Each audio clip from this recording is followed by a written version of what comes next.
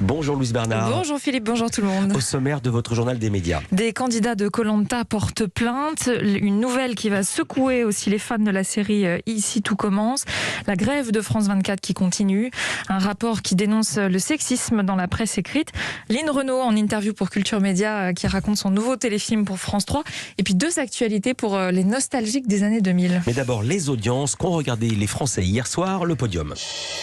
Ils ont regardé TF1, c'était le lancement d'une nouvelle série, encore un Rebecca, 4 340 000 téléspectateurs, 20,5% de part d'audience, c'est un bon lancement. Ouais. Mais à noter quand même qu'entre les deux épisodes, il y a 1 million de téléspectateurs en moins, donc il faut voir sur la durée, je crois qu'il y a 8 épisodes en tout. 8 épisodes. Qu'est-ce que j'ai dit ? Non, c'est ça. Okay. Non, je confirmais comme on avait reçu Anne-Marie Vin et Didier Le Pêcheur, le réalisateur, hier, avant-hier, pour en parler. Non, il y a 8 épisodes. C'est vendredi. 4 soirées de 2 épisodes. Voilà, France 3, deuxième, avec le film L'Hermine, 2 430 000 téléspectateurs, 12% de part d'audience. En réalité, c'était à égalité avec M6, le meilleur pâtissier en nombre de téléspectateurs, 2 430 000 également, un record en nombre de téléspectateurs pour le meilleur pâtissier, 13,6% de part d'audience. Et à noter que sur France 2, le nouveau magazine de Julien Bugier ne marche pas très bien. J'ai une idée pour la France, 1 260 000 téléspectateurs, 6,7% de part d'audience. C'était même pas très bon pour un lancement d'émission. Culture Média. Et on commence ce journal des médias avec une info qui va secouer les fans de la série Ici tout commence. Le comédien Clément Rémiens annonce son départ. Oui, dans une interview journal La Voix du Nord ce matin, le comédien évoque qu'est venu le temps du repos après 4 ans à jouer dans Demain nous appartient, puis Ici tout commence. Alors il ne révèle pas comment son départ va être intégré dans la série, c'est en cours de tournage. Simplement que ça a un rapport avec l'arrivée de Michel Serran dans l'intrigue. Il regrette ce départ mais a besoin de repos visiblement. Michel Serran, le cuisinier, qui était dans Top Chef et qui intègre maintenant la série Ici tout commence. Tout à fait autre chose, des candidats de Koh Lanta déposent plainte pour menace de mort. À cause des messages qu'ils reçoivent sur les réseaux sociaux sont particulièrement visés. Les coéquipiers de Théora, c'est l'aventurier qui a reconnu avoir triché dans l'émission en demandant à manger à des pêcheurs. Depuis cette séquence diffusée dans l'émission il y a 10 jours, les messages injurieux se sont multipliés. Des internautes accusent certains candidats de l'avoir dénoncé, Théora, à tel point que la production du jeu a dû réagir et poster un message d'appel au calme il y a quelques jours sur les réseaux sociaux, en précisant qu'aucun aventurier ne l'avait dénoncé. Il a avoué seul son moment d'égarement. Selon Le Parisien, 2 plaintes ont été déposées par les candidats, dont une par Christelle. Elle confie que les menaces de mort se sont accentuées depuis mercredi dernier, lorsque l'émission Touche pas à mon poste a cité son nom, l'accusant d'avoir justement dénoncé Théora. C'est une saison de Koh Lanta qui est vraiment marquée par le harcèlement en ligne. Fin octobre, une autre aventurière, Kumba, avait déjà porté plainte suite à des messages d'injures et de mort. Ce sont des pratiques passibles de 3 ans de prison et 45 000 € d'amende. La rédaction de France 24 poursuit sa grève aujourd'hui. Elle a débuté hier avec des perturbations dans les programmes. C'est un moyen pour les salariés de dénoncer des dysfonctionnements au sein de la chaîne, comme le manque de moyens permanents ou le mauvais management. Et le manque de considération aussi vis-à-vis des pigistes. Ce sont ces journalistes non salariés qui sont appelés pour travailler à la journée. Des nouvelles négociations doivent avoir lieu aujourd'hui.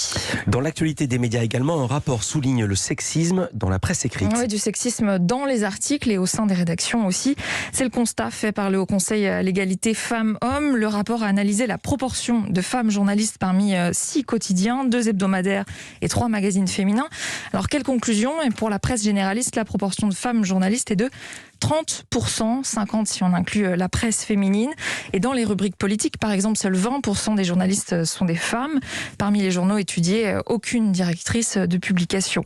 Quant au texte, le rapport a analysé le contenu de ces articles, des articles de ces journaux sur une même journée. Il en ressort que les femmes sont bien moins mentionnées ou citées, 23-21% seulement. Et elles sont le sujet principal des articles dans moins de 20% des contenus. Et quand on parle d'elles, c'est l'aspect physique ou l'âge qui sont bien souvent plus mentionnés que ceux des hommes. Alors quelle solution ? Ce Haut Conseil plaide pour plusieurs recommandations, comme des objectifs chiffrés avec des systèmes de bonus-malus sur les aides à la presse, des quotas de femmes aux postes décisionnaires, et puis pourquoi pas un système de comptage sur la composition des rédactions et des articles publiés, en nommant aussi une gender editor ou un gender editor, comme chez Mediapart. C'est un journaliste qui a pour rôle de veiller au traitement égalitaire. Et j'en profite pour saluer Constance Benquet, notre patronne. Lynn Renaud de retour dans un téléfilm de France 3 ce soir. La comédienne reprend son rôle de Gabrielle Sandra dans la collection de films policiers Meurtre A. Il y a 3 ans, c'était Meurtre à Braide-les-Bains. Cette fois, c'est Meurtre dans les Trois-Vallées. C'est une fiction policière où Lynn Renaud joue une ancienne grand reporter qui connaît toutes les petites histoires de la région et donc qui va aider le nouveau commandant de la gendarmerie à résoudre le meurtre d'une jeune femme. C'est le commandant qui est interprété par l'acteur Samuel Labarthe. C'est une des raisons qui a convaincu Lynn Renaud de tourner ce nouveau téléfilm. Quand on m'a dit qu'il allait faire le rôle, là, j'étais très contente.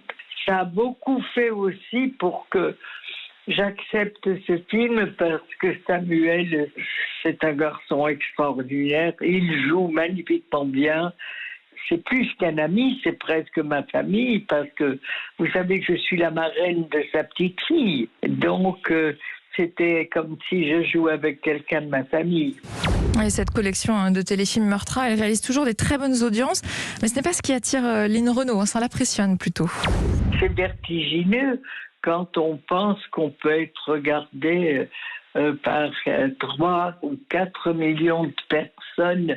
Il vaut mieux pas y penser parce que on tournerait pas, mais c'est fascinant. Ce qui me plaît le plus, c'est quand je tourne.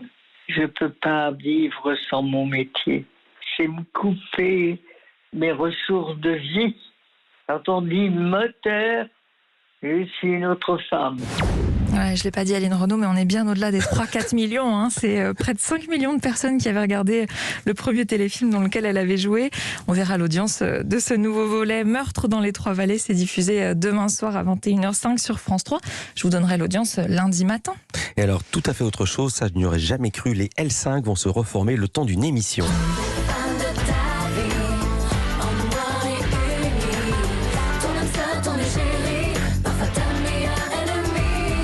Vous savez que cette chanson, elle fête ses 20 ans la semaine prochaine. J'ignorais. Incroyable. Le groupe qui avait remporté la première saison de Popstar, les L5, elles s'étaient séparées il y a 15 ans et elles vont rechanter ensemble pour la première fois le temps d'une soirée, une soirée nostalgie des années 2000 puisqu'il s'agit d'un prime génération Hit Machine. C'est cette émission culte de M6 diffusée entre 94 et 2009. Parmi les autres artistes annoncés, Garou, Larousseau, Natacha Saint-Pierre, Willy Denzey et puis à l'animation, un célèbre duo. Je m'appelle encore Charlie. Et je m'appelle toujours Lulu.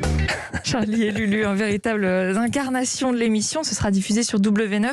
On n'a pas en revanche la date de l'émission encore. Et puis toujours à destination des nostalgiques, la suite de la série Sex and the City qui sera disponible en France.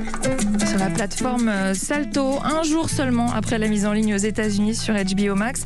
Ce sera donc le vendredi 10 décembre pour les 2 premiers épisodes. Après, ce sera un épisode par semaine. Il y en aura 10 nouveaux en tout, 17 ans après la fin de la saison 6. Et dans cette suite baptisée And Just Like That, 3 des 4 actrices principales vont retrouver leurs personnages new-yorkais, Carrie, Charlotte et Miranda. Seule Kim Cattrall, Samantha, a refusé d'y jouer. Les absents ont toujours tort.